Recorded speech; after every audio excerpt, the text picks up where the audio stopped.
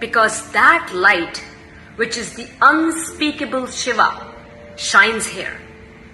Let its other name be Kashi.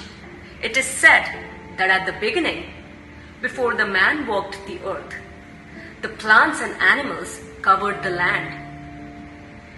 Before the Ganga was present on earth, Bhagwan Shiv picked a very specific spot of land. He picked his Trishul and dug the ground.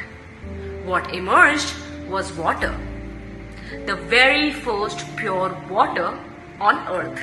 This water is considered as the liquid form of enlightened wisdom or Gyan, and thus the well that housed it is called GyanVaapi, the wisdom well. The original Vishveshwara temple was a magnificent one and was of utmost significance for the Hindus, which is why it was specially targeted for destruction by Islamic invaders. Muhammad Ghori's captain, Qutbuddin Aibak, in 1194 sacked and destroyed the original Vishveshwara temple. Soon after the destruction, a mosque was built on the spot by Razia, the ruling princess of the Delhi Sultanate during her reign from 1236 to 1240. A glorious Mandir stamped and replaced by a mosque, Razia's mosque, which still stands to this day in Kashi. Since the original site of the Vishveshwara temple was occupied by Razia's mosque, a great dharmic scholar and leader, Narayan Bhatta, in 1585 led the undertaking of rebuilding the Vishveshwara temple in the GyanVaapi sanctuary. It was a grand structure comprised of a central sanctum, the Garbhagriha, and was surrounded by 8 mandapas. The linga in this temple is the first and the original linga on earth. It is Swayambhu or self-manifesting. The Kashi Khanda states that upon revealing the supreme linga to Brahma and Vishnu, Shiva said, "This light you see blazing before you is known as Vishveshwara, the very embodiment of being, consciousness and bliss. One who sees Vishveshwara is said to have seen all the pilgrimages."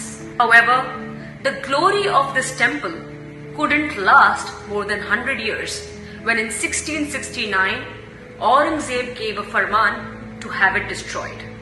The lingas were saved from the temple before they were desecrated by the armies of Aurangzeb.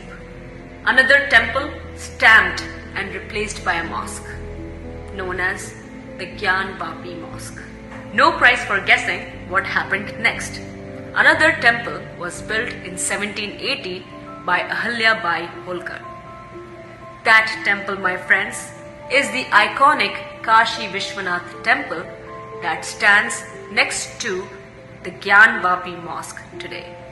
It is indeed tragic that from the 13th century, Hindus had to share their places of utmost religious significance with Muslims, because Muslims always picked the most holy spots to build their mosques. This makes the story of Kashi the story of Sanatan Dharma itself.